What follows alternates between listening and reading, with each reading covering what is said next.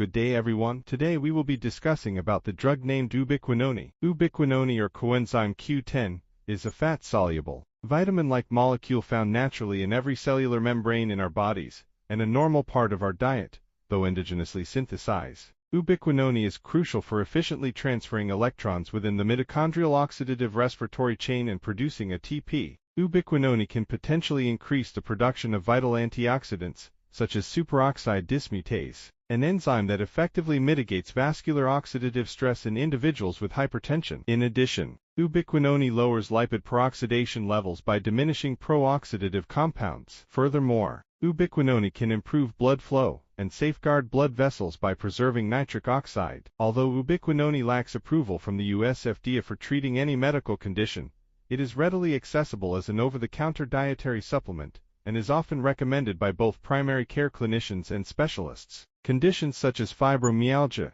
diabetes, cancer, heart failure, and neurodegenerative, mitochondrial, and muscular diseases are associated with decreased circulating levels of ubiquinone. Primary ubiquinone deficiency is a rare autosomal recessive disorder caused by gene defect involved in coenzyme Q biosynthesis, with clinical features of steroid-resistant nephrotic syndrome, optic atrophy, retinopathy, and encephalopathy. Ubiquinone replacement therapy is indicated for this rare disorder. Supplementation with ubiquinone effectively reduced vascular mortality, all-cause mortality, and hospital stays for heart failure at 2 years. However, long-term supplementation is needed. A recently published systematic review showed that supplementation with ubiquinone in addition to standard therapy, in patients with moderate to severe heart failure, is associated with symptom reduction and reduction of major adverse cardiovascular events. Ubiquinone may improve functional capacity, endothelial function, and left ventricle contractility in congestive heart failure patients. Supplementation shows promising results in improving endothelial function in several subsets of patients.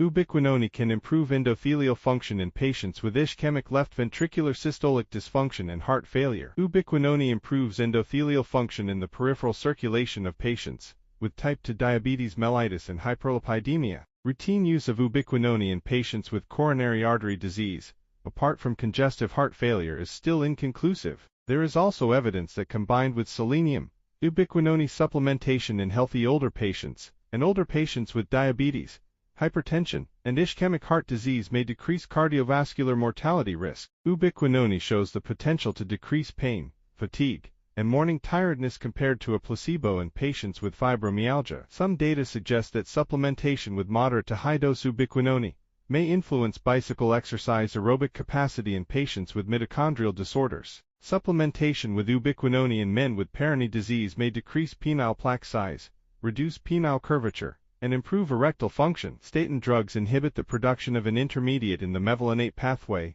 a biochemical route leading to ubiquinone synthesis. Therefore, many researchers theorize that statin drugs may contribute to ubiquinone depletion in the body. Given that muscle pain and cramping are frequent adverse effects of statins, they attribute these symptoms to the diminished levels of ubiquinone. Ubiquinone has also shown promise in migraine prophylaxis. Supplementation appeared to decrease headache frequency. When supplemented alongside standard psychiatric medical therapy, ubiquinone appears to lessen symptoms of depression in patients with bipolar disorder. In patients with polycystic ovary syndrome, supplementation may improve fasting blood glucose, insulin levels, and total testosterone levels. Ubiquinone supplements are generally well tolerated with only minor and infrequent adverse effects, including stomach upset, nausea, vomiting, and diarrhea. Dosages of 100 mg per day or higher have been associated with mild insomnia in some individuals. Liver enzyme elevation is seen in some patients taking 300 mg or more daily,